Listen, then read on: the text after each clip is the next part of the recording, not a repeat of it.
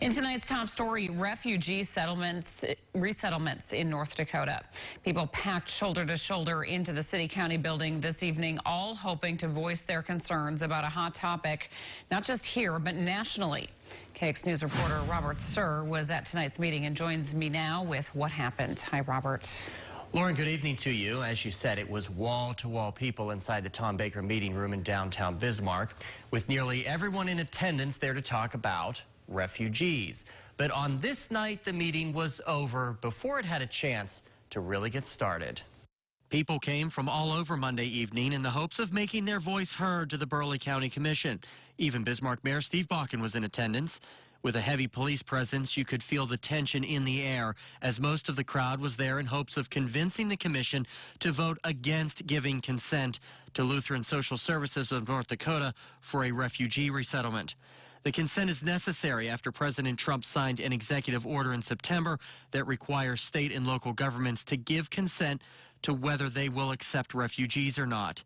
Some people I spoke with did not want that to happen. 124 people statewide does not have an impact. However, the 124 due to change in migration could easily be 1,200.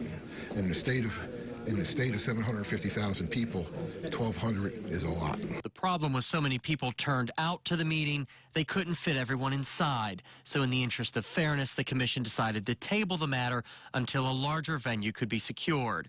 Brian Bittner is the chair of the commission and says he also has reservations about granting the consent for financial reasons. I haven't seen anything in this package anywhere that tells me that we're consenting to 5 or 50 or 500 or anything.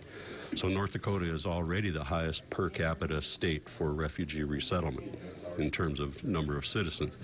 So in the absence of any sort of number, there's just no way that we could know the cost to either the state or the county.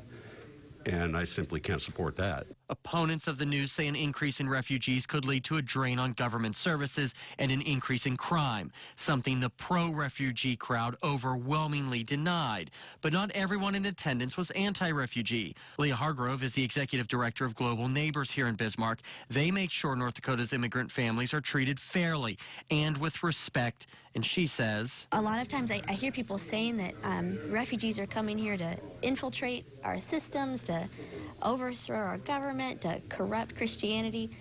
There's a fear that refugee resettlement means that LSS is putting Islamic extremists in our community. And it's just not true, and it's never been true in Bismarck. But with no decision, the clock is ticking because agencies must submit their written consent by January 21st or lose federal funds that could be used to reunite families and place refugees in places with jobs and other supportive means. Now, it's important to note that Lutheran Services tells me that the number of refugees in North Dakota continues to drop. Only 174 came to the state between October of 2017 and September of 2018. A year earlier, that number was 421.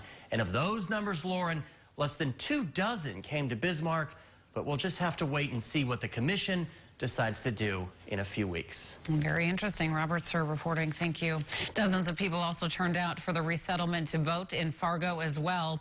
However, the Cass County Commission did cast their votes, and they decided unanimously to let Lutheran Social Services of North Dakota continue its refugee resettlement program in the county, which essentially involves the cities of Fargo and